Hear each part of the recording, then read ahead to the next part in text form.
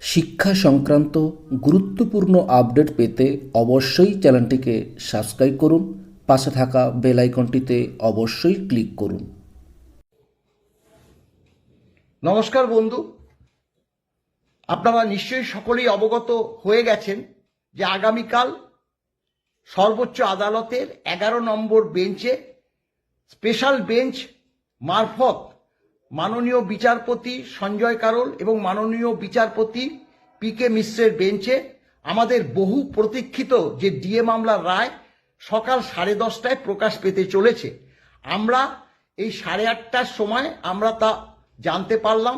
স্বাভাবিকভাবে আপনারা জানেন যে দিল্লি সুপ্রিম কোর্টে এই মুহূর্তে আমরা উপস্থিত থাকতে পারবো না এবং আমাদের যে আইনজীবী তারাও বলেছে, কারণ যে লাইভ স্ট্রিমিং হবে সেই লাইভ স্ট্রিমিংয়ের মাধ্যমেই আমরা আগামীকাল যে ডিএ মামলার রায় কি ঘোষণা হতে চলেছে তা আমরা দেখতে পাবো বা শুনতে পাবো।